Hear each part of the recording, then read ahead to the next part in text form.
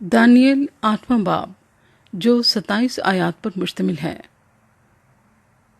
Daniel की मेंढे और बकरे की रोया। बेलशस्सर बादशाह की सल्तनत के तीसरे साल में मुझ दानियल को एक रोया नजर आई, यानी मेरी पहली रोया के बाद।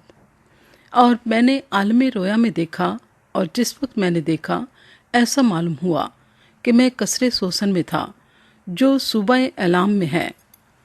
फिर मैंने आलम रोया ही में देखा कि मैं दरियाए ओलाई के किनारे पर हूँ।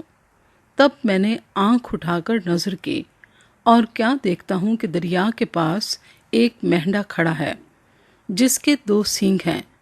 दोनों सींग ऊंचे थे, लेकिन एक दूसरे से बड़ा था, और बड़ा दूसरे के बाद निकला था। मैंने उस मेंढे को देखा कि मगरिब और शमाल और जनूब की तरफ सींग मारता है, यहाँ तक कि ना कोई जानवर उसके सामने खड़ा हो सका और ना कोई उसे छुड़ा सका।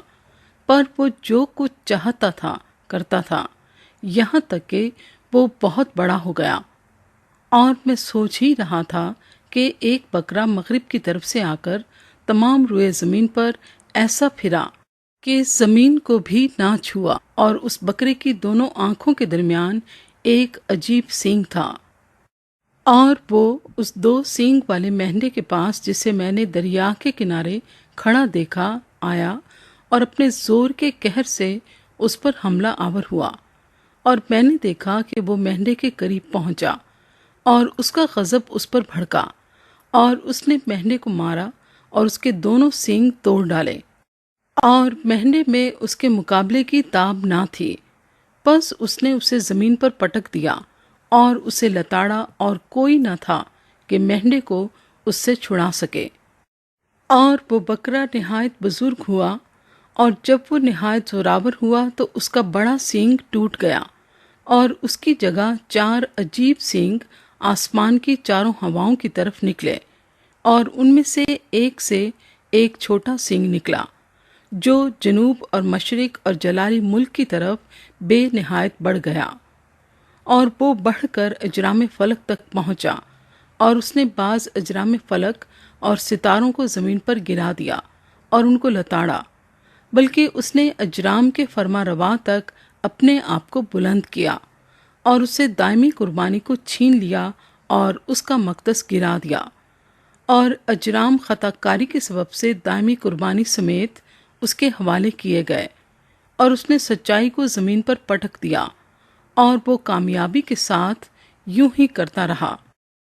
तब मैंने एक कुदसी को कलाम करते सुना, और दूसरे कुदसी ने उसी कुदसी से जो कलाम करता था पूछा कि दायमी कुर्बानी और वैरान करने वाली खताकारी की रोया, जिसमें मकदस और अजराम पायमाल होते हैं, कब तक रहेगी? और उसने मुझसे कहा 2300 सुबह शाम तक, उसके बाद मकदस पाक किया जाएगा। जिब्राइल फरिश्ता रोया का मतलब बताता है। फिर यूं हुआ कि जब मैं दानियल ने ये रोया देखी और इसकी ताबीर की फिक्र में था, तो क्या देखता हूँ कि मेरे सामने कोई इंसान सूरत खड़ा है, और मैंने ओलाई में से आदमी की आवाज़ सुनी, जिसने बुलंद आवाज़ से कहा, ऐ जिब्राइल, इस शख्स को इस रोया के मायने समझा दे। चुनाचे वो जहाँ मैं खड़ा था नज़दीक आया, और उसके आने से मैं डर गया और मुंह के बल गिरा। पर उसने मुझसे कहा, ऐ आदमजाद, समझ ले कि ये रोया आखिरी ज़माने की बाबत है। और जब वो मुझसे बातें कर रहा था, मैं गहरी नींद में मुंह के बल ज़मीन पर पड़ा था। लेकिन उसने मुझे पकड़कर सीधा खड़ा किया और कहा कि देख, मैं तुझे समझाऊंगा कि कहर के आखिर में क्या होगा, क्योंकि ये अमर आखिरी मुकर्रर वक्त की बाबत है। जो मेंढा तूने देखा, उसके दोनों सींग मादी और फारस के बादशाह हैं, और वो जसीम बकरा यूनान का बादशाह है, और उसकी आंखों के दरमियान का बड़ा सींग पहला बादशाह है। और उसके टूट जाने के बाद उसकी जगह जो 4 और निकले, वो 4 सल्तनतें हैं जो उसकी कौम में कायम होंगी, लेकिन उनका इक़्तिदार उसका सा ना होगा। اور ان کی سلطنت کے آخری ایام میں جب خطا کار لوگ حد تک پہنچ جائیں گے تو ایک ترش رو اور رمز شناس بادشاہ برپا ہوگا۔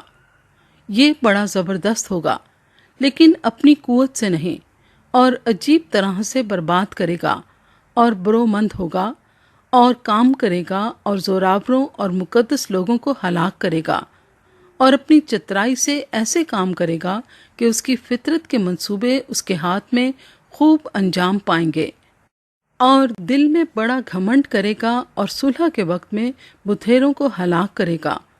وہ بادشاہوں کے بادشاہ سے بھی مقابلہ کرنے کے لیے اٹھ کھڑا ہوگا، لیکن بے ہاتھ ہلائے ہی شکست کھائے گا۔ اور یہ صبح و شام کی رویا جو بیان ہوئی یقینی ہے، لیکن تو اس رویا کو بند کر رکھ، کیونکہ اس کا علاقہ بہت دور کے ایام سے ہے۔ اور مجھ دانیل کو غش آیا اور میں چند روز تک بیمار پڑا رہا۔ پھر میں اٹھا اور بادشاہ کا کاروبار کرنے لگا، اور میں رویا سے پریشان تھا، لیکن اس کو کوئی نہ سمجھا۔